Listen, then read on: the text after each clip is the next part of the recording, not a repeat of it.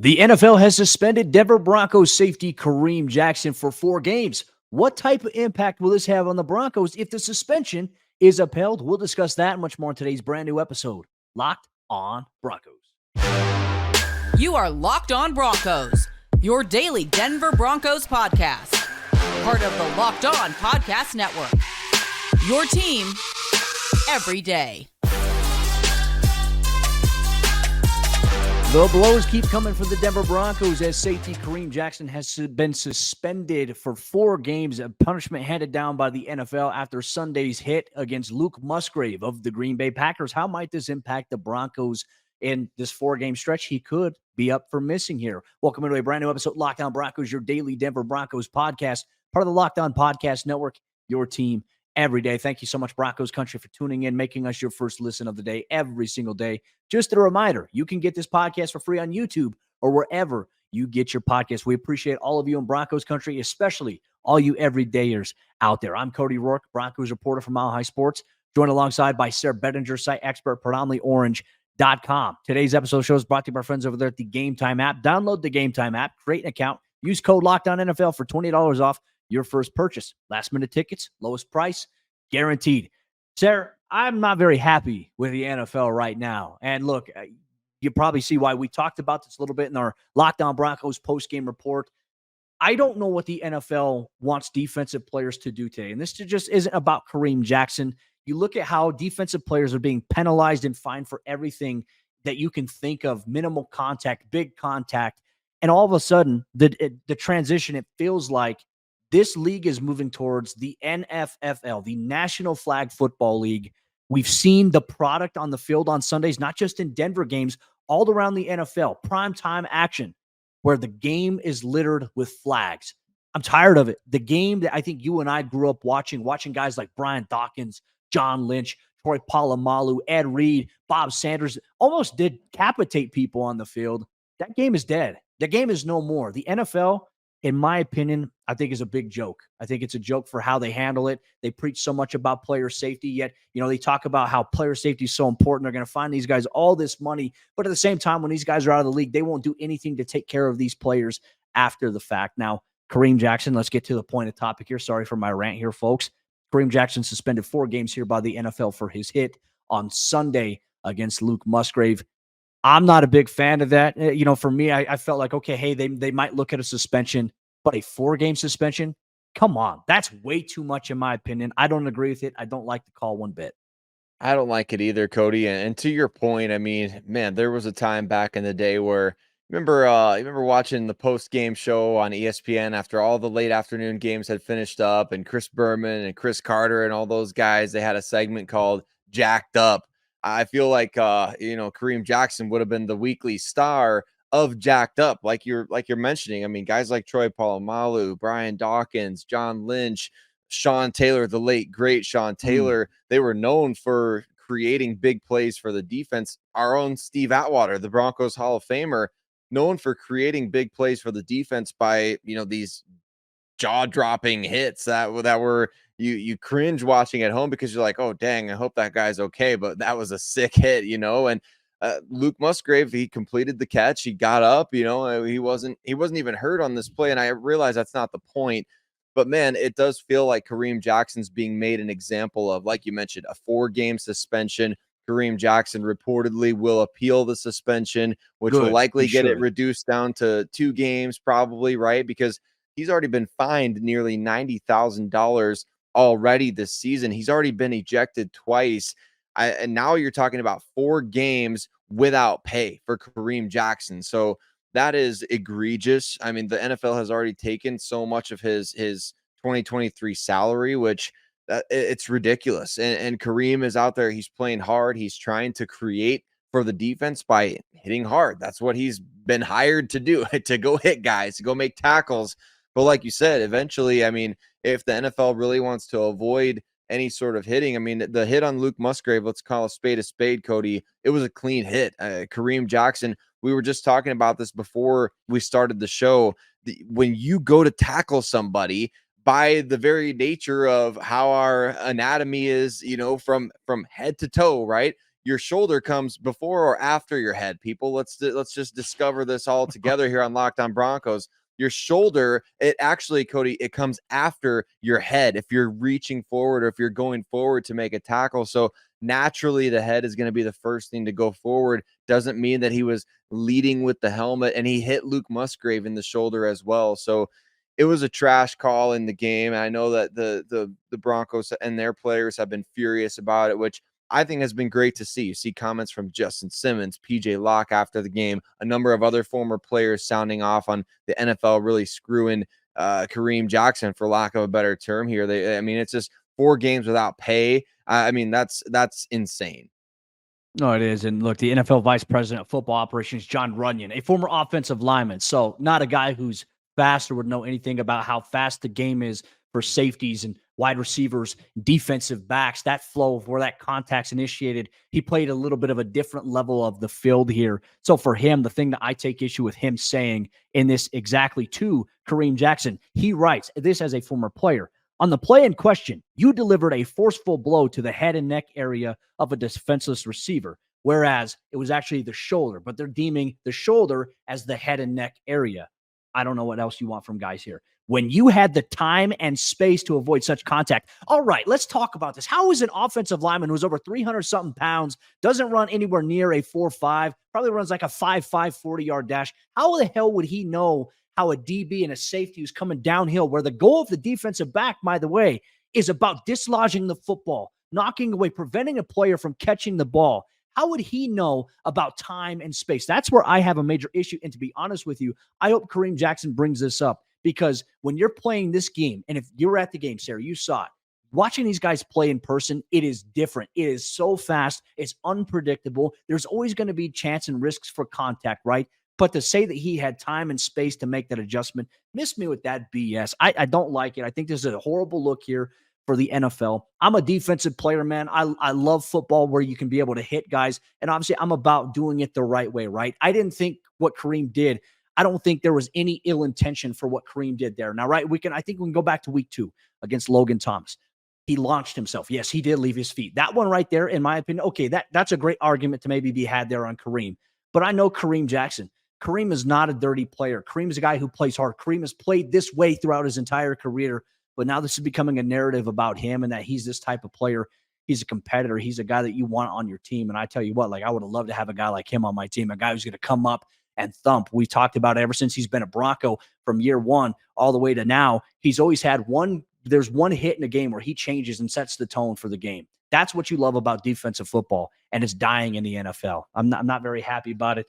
But obviously, I think now this means that PJ Locke will be probably starting going forward here for the Broncos. It's an opportunity for him, but gutted here for Kareem Jackson at the situation. We'll find out a little bit more. We'll update you on the suspension process if it gets appealed or reduced or anything along those lines here.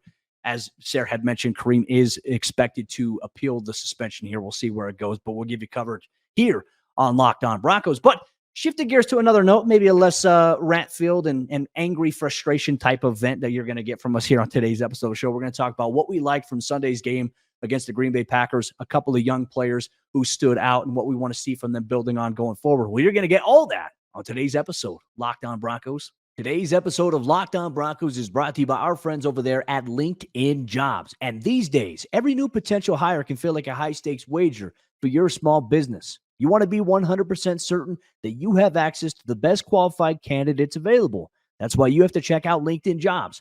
LinkedIn Jobs helps you find the right people for your team faster and for free. And you can create a free job post today in just minutes. Then add your job and the purple hashtag hiring frame to your LinkedIn profile to spread word that you're hiring. They have simple tools like screening questions, which make it easy to focus on candidates who possess just the right skills and experience, so you can quickly prioritize who you'd like to interview and who you'd like to hire. Make sure you close out the year with the right team member with LinkedIn Jobs. It's why small businesses rank LinkedIn Jobs #1 in delivering quality hires versus leading competitors. LinkedIn Jobs helps you find the qualified candidates you want to talk to faster. Post your job for free at linkedin.com/LockedOnNFL. That's linkedin.com/LockedOnNFL to post your job for free. Terms and conditions apply. Today's episode of Locked On Broncos is also brought to you by our friends over there at Prize Picks, and Prize Picks is daily fantasy sports done right. Prize Picks is the largest independently owned daily fantasy sports platform in North America. They're also the most easiest and most exciting way to play DFS because it's just you against the numbers. Instead of battling against thousands of other players, including pros and sharks, you pick more or less on 2 or 6 player stat projections, and then you watch the winnings roll in. Prize Picks is the most fun that I've had, winning up to 25 times my money this football season. You just select 2 or more players, you pick more or less on their projected stats, and then you place your entry. And testing my skills on Prize Picks this football season is the most exciting way to play daily fantasy sports. And if you have the skills, you can turn $10 into $250 with just a few taps. And you can submit your entries in less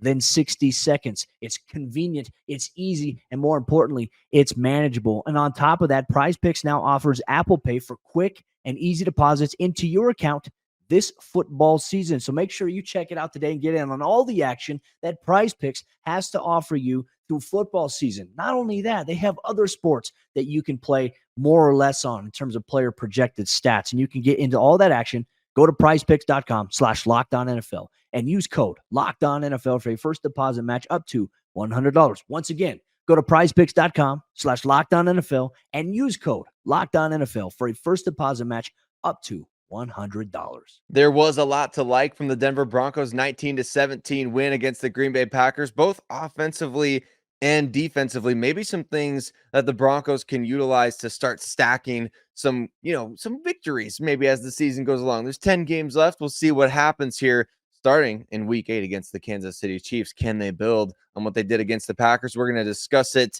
But before we do, got to give a huge shout out to every single one of you out there that makes Locked On Broncos your first listen of the day every single day, wherever and however you listen to podcasts. We're also free and available on YouTube, so you can sound off in the comment section, let your opinions be heard as well. But one way or another, Cody and I, we're Broncos Country. We're here through thick and thin with this team, and we love getting to discuss the Denver Broncos and all of the ins and outs of the off season all the way through the regular season with every single one of you. So shout out to all of you everydayers out there that listen in, that tune in, that watch the show. We appreciate you, especially if you like and subscribe and share the podcast. That means the world to us. So if you would, feel free to do that whenever you can. But Cody, some things to like from this game against the Denver Broncos. I think, obviously we talked about something we didn't like at all, which is the Kareem Jackson ejection and subsequent suspension. But there were some things in this game that, man, you only win by 2 points. We heard during Sean Payton's Monday Zoom call how frustrated he was even after a victory about leaving some things out there on the field. There's a lot of positive right now for the Denver Broncos. Some things, even over the last couple games, going back to Kansas City where you lose, there's some things that they can build on. But what specifically stood out to you against Green Bay? No, I think we should talk about some players here that we like now. Hey, Baron Browning, his first game back. And look, I know he had the 2 penalties where things were at, in a sense from what happened there. But I would say, like, this is him trying to knock the rust off, right? What do we know Baron Browning for? His explosive get off. Like, he's very, very good at timing, the snap, and sometimes it leads to a 5-yard penalty. Obviously, that's something the coaching staff will want to clean up. But I think for me, it was just great to see Baron out there because there was actually one time where his pressure and his get off, it led to a penalty that backed the Green Bay Packers up a little bit further. I think it was on their first or their second offensive drive that they had. So for me, you have a dynamic there, and you can just see his explosiveness. Going back and watching the game, man, just seeing him in his stance once again, seeing him time it, and seeing him just work there. Like, there were times where Jordan Love, I think, got the ball out pretty quickly or dumped it off to a tailback as a safe option. But Baron got close there, and I think for me, seeing him look quick, seeing him look as aggressive as he has, I think that's a great sign. And obviously, yes, we can acknowledge here for him coming off injury, that's a good sign. There's going to be some rust that he has to knock off along the way. I had a chance to talk to him after the game inside the locker room. And, for me, he's talking about the spring and the get off, and he feels like he's got a little bit more spring to him than he ever has before. So if you're an opposing quarterback or an offensive tackle, beware. Number 56 is coming for you. Obviously, your thoughts on him, if you want to share him, then obviously maybe who's somebody that stood out to you in Sunday's game after a rewatch. Yeah, absolutely. Really encouraged by Baron Browning, kind of getting to sit and watch the game. You hear that he's getting called for encroachment or that he's getting called for offsides, and you can't help but laugh a little bit because, well, he was kind of known for that last year, wasn't he? He wants to get off the ball quick, and we understand that. That was kind of part of the deal with, Von Miller as well. I'm not saying Barron is at that level just yet, but when those guys, I mean, when they're able to time it right, they can disrupt the game. So you're willing to live with some of those penalties at times in order to be able to get those guys going in a little bit of a groove there. So I was really encouraged by that as well. But I want to bring up Courtland Sutton again, Cody. I know that this was definitely a key point of emphasis for us in the post-game episode that we did on Sunday night.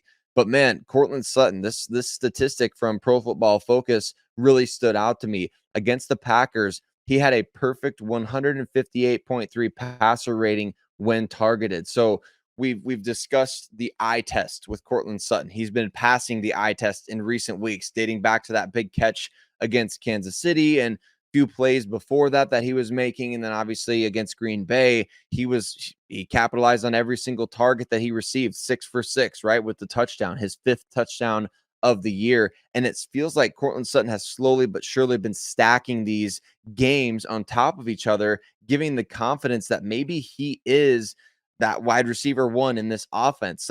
Jerry Jeudy has kind of been our guy as far as maybe the most, multifaceted or maybe the most talented guy, but Courtland seems to be stepping up into the actual role where the Broncos feel like they can go to him with the football. Now, can he and Jeudy be complementary still? Absolutely. I think they can be, but Courtland is really standing out to me right now as somebody who this is a positive development for the offense to have a true go-to weapon in the passing game. And he's becoming just that. Well, I mean, 5 touchdown catches on the year. And look, I mean, you think that it seems like in terms of the conversation around Courtland, it's been very quiet, right? Like it's been like Courtland's been an underrated wide receiver this year. But I also think as the Broncos offense is trying to figure out who they are, and we talk about identity of this football team, I think another thing that stands out to me, Sayre, about Court is just this is a guy who I think epitomizes putting his helmet on, strapping in and just going to work. Like you don't see him, be extra. You don't see him talking smack. Like you just see him go out there. He makes plays and he goes to the very next play there. Like I enjoy that about Court. And I think I've seen a shift in his mindset as well, because throughout his career, and like I think even after that ACL injury, he went through these moments where he's just trying to figure out how can I get back to who I was before that, right? And I think everybody in Broncos could think fans were looking for the same exact thing, but I think so much of it is based on the context of how is Courtland Sutton used. And I think with Sean Payton, I think Sean values his size. I think Sean values his what is it? The not archetype, like architect or whatever it may be, like his body type and prototypical, usage, the way that maybe he can have an impact there. You look at him, okay, hey, you can throw the slants to him, right? He's got the big body to do it. We've been begging for a little bit more of those deep shots downfield. I mean, the very first drive, right sideline, it's 3rd and 7. Russ floats a perfect shot to where Courtland just lands, boom, perfectly, picks up a big-time gain for a first down, and then obviously the touchdown. Gosh, that was out of a stack trips formation, and he was the number 3 receiver. He had the vertical route with Adam Troutman, who was the number 2 guy going up, drawing the safety over. You had the in route from the number 1 guy going in that kind of drew the corner, and then Courtland kind of ran that wheel or that slot fade in a sense there, wide open touchdown. In my opinion, I feel like Courtland Sutton can be a guy that has the clutch gene in him, right? We haven't seen the Broncos in situations where they can go to a guy like that in big situations. I think Courtland can become that guy here. And in my opinion, Sayre, I think he's got a little bit more value than more people are giving him credit for. And I think Sean Payton values that specifically in this offense. Denver doesn't have a guy with his size or skill set on this roster. And I think if they were to move him, Denver would become very, very one-dimensional. I think so too. I really do. And that kind of brings us to that point where it's like, does the team really do any selling at the trade deadline, or do they maybe just, if they get an offer, they can't refuse for somebody, right? And I don't think that necessarily would include Courtland Sutton. It just doesn't seem realistic at this point. So I think you got some opportunities to, like we said, stack some things together here with a guy like him. But how about Fabian Moreau as well, making the start at the cornerback position? He's a veteran. Sean Payton mentioned at his Monday conference call, like they feel like they can trust him out there with his veteran experience. And that is huge for the Denver Broncos. With the way Damari Mathis has struggled early in the season, Riley Moss obviously not quite ready after having an injury in training camp and still kind of ramping things up, not quite able to be relied upon for a full-time role. Fabian Moreau may be something there for the Denver Broncos in the secondary. I liked what I saw from him on Sunday. I felt like he had really good communication. Denver's going to see a lot of motion. Like, motion has taken over the NFL in the offense. And as a coordinator and as a defensive coach, we've always told our guys, hey, motion is just window dressing. But even though it's window dressing, you have to be able to adjust and communicate that. And I think that the communication with Jaquan McMillan and the nickel has been great. I think with Fabian Moreau, we saw great communication between he and McMillan on certain times, between Fabian and also the safety. The defense is talking a lot more on these things. But also, I think there were several times where, hey, the Packers took some shots downfield. He had good coverage getting in phase there. I liked what I saw, and he also tackles as well. And look, Damari can tackle. And I think for me, what I want to see from Damari Mathis in this situation, unfortunately, obviously it's tough getting benched, right? But for him, it's an opportunity now. Go make your hay on special teams. Show the coaches why you deserve to be back out there. I mean, it's not over for Damari Mathis. I want to make that very clear. And he's got a chance to do it, but how is he going to respond? I think that's a big test we'll see going forward here. Broncos Country, we want to know, what did you like from Sunday's game? What did you like from Baron Browning, Fabian Moreau, Courtland Sutton? Was there another player that you felt like you liked a lot of stuff out of? Let us know if you're watching on YouTube or wherever you get your podcast here. But one thing we are going to talk about, it's a big week this week. It's rematch week. Kansas City Chiefs are coming to town. What do we need to see from the Broncos this week? Sayre Bedinger and myself, we're going to dive deep into that on today's episode, Locked On Broncos. Today's Locked On Broncos is brought to you by our friends over there at the Game Time app. And if you've ever had a ticket buying experience where you were just flustered, you didn't get the right deal at the right time, Game Time takes all the stress and all the hassle away from enjoying an experience either by yourself, with your loved ones, with your kids, at sporting events, concerts, music events, and more. Game Time is the solution, and you shouldn't have to worry when you're buying tickets to your next big event. With killer last-minute deals, all-in prices, views from your seat, and their best price guarantee, Game Time takes the guesswork out of buying tickets. Game Time is the fast and easy way to buy tickets for all the sports, music, comedy, and theater events that are going on near you. And on top of that, Game Time is the only ticketing app that gives you complete peace of mind with your purchase. You get to see the view from your seat before you buy, so you know exactly what to expect when you arrive. Well, the Denver Broncos are hosting the Kansas City Chiefs this week at Empower Field at Mile High. If you want to see what seat and what vantage point you're going to get for all the action for Sunday's AFC West afternoon showdown, Game Time gives you that ability inside the app here today. They have all-in prices that show your total up front, so you know that you're getting a great deal without any hidden fees. And you can buy tickets in seconds with just 2 taps. Take the guesswork out of buying tickets with Game Time. Download the Game Time app, create an account, and use code LOCKEDONNFL for $20 off your first purchase. Terms apply. Again, create an account and redeem code LOCKEDONNFL for $20 off. Download Game Time today. Last minute tickets, lowest price guaranteed. As we jump into the fourth quarter action on today's episode of Locked On Broncos, we just want to say thank you so much once again to everybody in Broncos Country, all the everydayers out there who make us your first listen of the day every single day. Thank you so much for making this show exactly what it is. It is a big week this week, Sayre, and I don't feel like I should understate it enough just how important, this AFC West divisional showdown, contrary to the fact that the Kansas City Chiefs have a massive streak against Denver right now. Denver's coming off of a win. Kansas City's coming off of a very, very impressive win against the Los Angeles Chargers, where the Chiefs' offense played much more deadlier, much more efficient than they did when they played Denver. And I think for Denver, this is a good test in how can you mitigate some of those things. Travis Kelce is obviously going to be the biggest number one test for Denver this week. But I think with them bringing back McCole Hardman, it definitely adds another wrinkle to the mix. Rasheed Rice had a big game against Denver in terms of some speed, yards after the catch. I'm very, very curious to see how Denver maybe adjusts here to beat the Chiefs. But there's a lot on the line in this game, right? I mean, Sayre, we talk about the streak, but this is the Broncos' last opportunity to have a chance to beat the Chiefs until next year. And what better way to end the streak than maybe being able to do it and then rather than going into next season and us doing a preview show saying, hey, is this the year the Broncos finally beat the Chiefs? It would be nice to kind of get that out of the way here. It would, Cody, especially right before the bye week, right? The Denver Broncos go to the bye after this game against Kansas City. They come out of the bye in Buffalo. So it's one of those sorts of games where, man, you don't want to call a game like this must win. I guess it's not necessarily that type of, it's not a playoff game or anything like that for the Denver Broncos, but it does feel like maybe this could be their most meaningful game of the year in terms of if they don't make the playoffs, right? Or if they're going to make some noise and make it hard for teams at the end of the season. Like, this is one of those games that they desperately need. And I think even just for, morale around the franchise, to get a win against Kansas City, even if you finish the year with 6 or 7 wins, a victory against the Chiefs, doesn't it kind of feel like that would really sort of give you some confidence going into next season? Like, hey, we proved we could hang with one of the best in the NFL, even with a roster that was massively in flux as far as a lot of guys potentially being on the trading block and things like that.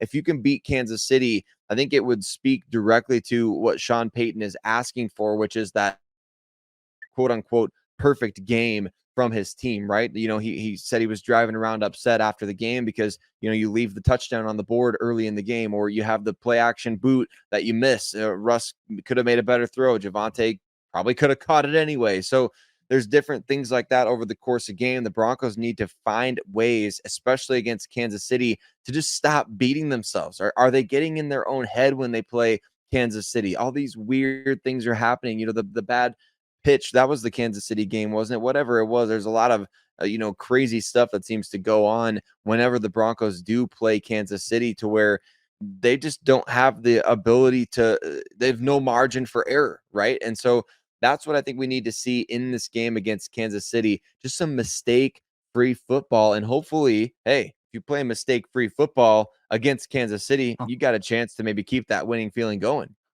Yeah, and that's the toughest challenge, though, right? Because I think not only for the Denver Broncos, I think for every other team in the NFL, all 31 other teams, you run into a situation here where I think anybody's room for error against a team like Kansas City is very minimal. Like we talk about as well, Kansas City is the one team who can F around and never find out. Like they just have ways, and their defense, got to give them credit. That Chiefs defense this year is playing the best I think we've ever seen them play in the last 10 years. They are playing very, very good, very aggressive. They're flying around. They're creating pressure. And look, hey, for Denver this week against Kansas City, Chris Jones is still there. George Karlaftis is a little bit more healthier than he was the last time these two teams played. He was on a pitch count the last game here. They have a good defensive line. Obviously, they're going to be without Nick Bolton for quite some time, which is obviously a big blow to them at the linebacker spot. So you see a little bit more of Drew Tranquil coming in there. But I mean, let it be no secret, this is a very, very good Kansas City Chiefs defense that's going to do whatever they can to try to make things very difficult for Russell Wilson. But you have a chance here before the bye. If you can come up and spring off a win here, okay, now you go into the bye at 3-5, as you and I were talking about. Hey, that could be Denver's best case scenario versus them being 1-7. That is a possibility now here. Now, obviously, with the streak and with everything else, Denver, I don't think many people are going to pick Denver this week. But we could very well see Denver maybe rise to the occasion here. And look, with them opening up on Monday Night Football after the bye against Buffalo, Buffalo's kind of had moments where they're good, then they also falter, and they're just coming off a loss to the New England Patriots. Denver very well could be in a position here, as you were talking to with what Sean Payton said about flipping that switch. Denver might be in the perfect circumstance, the perfect storm to be able to flip the switch here, Sayre. And to me, I think that's going to be a very exciting thing to follow. I think a big proponent of that for them offensively. Run the football. I mean, we talk about the first half against Kansas City on Thursday Night Football a couple of weeks ago. Denver had 94 yards of offense. 70 of those yards were on the ground in the first half. Run the football. And then what you do by that, if the run game is going well, which as it did this past week, Denver accounted for as a team 145 yards on the ground, you take away time that Patrick Mahomes has the ball in his hands, right? And with the defense playing is better, better and more improved as they have here, that's a good sign here. That's the formula. And I'd be very, very curious if Sean Payton is going to finally buy into the philosophy that, hey, you know what? We're going to run the football here. Because remember what he said after the game? He said, going into the game, I didn't like our game plan. You're the one in charge of it, Sean Payton. I hope at least you have something better coming up in this next game here against the Chiefs. I hope so too. And I think that could be very fun if the Broncos do establish that ground game, because not only would that mean that maybe you got a shot to beat them, but man, if you could win in the trenches and really dominate at the line of scrimmage, that would be just another confidence builder on top of, potentially winning the game. And of course, we don't want to get too far ahead of ourselves, right? We understand the Chiefs are 6-1. The Broncos are 2-5. This is not a situation where coming off this win against the Packers, all of a sudden, hey, the Broncos are feeling good. They're feeling like they can beat the Chiefs, but at the same time, they should be in that locker room. They should be thinking that way. Like, all right, yep, we got to win. We saw what we needed to do in that game. We need to play that much better against Kansas City this time around. Gave up 19 points last time and only scored 8. Offense has to be better. Passing game has to be better. Execution has to be better. Can't have those penalties at the most inopportune moments, right? So it again goes back to flipping that switch and really turning things on for the rest of the season, not just for an individual game. We've touched on it before. 2022 Detroit Lions, right? 32nd ranked defense in the league, 1-6 record at one point. They finished 9-8. And how did they do that? Well, obviously they flipped the switch. They started playing much better defense. They started running the ball extremely well, playing complementary football, making way fewer mistakes, outscoring teams when they needed to, getting into tight, low-scoring defensive battles and being able to win when they needed to. It's just minimizing those mistakes, winning the turnover battle, and finding ways to get the ball to bounce your way, which the ball has not bounced the Broncos' way the last handful of years, and certainly not against Kansas City. Will the football gods be on the Broncos side this week as they prepare for KC? Broncos Country. Let us know what you think down below if you're watching on YouTube or wherever you get your podcast. We appreciate you so much. That'll wrap up today's episode of Locked On Broncos. We'll be back tomorrow for another episode of the show. We'll have any updates on if Kareem Jackson's suspension gets reduced or withdrawn or if it's upheld. We'll have you covered every step of the way. Plus, share a little bit of insight into you as well about Sean Payton. Sean Payton's a perfectionist, and is that a bad thing for where he's at this point as a career? We'll dive deeper into that in tomorrow's episode, Locked On Broncos.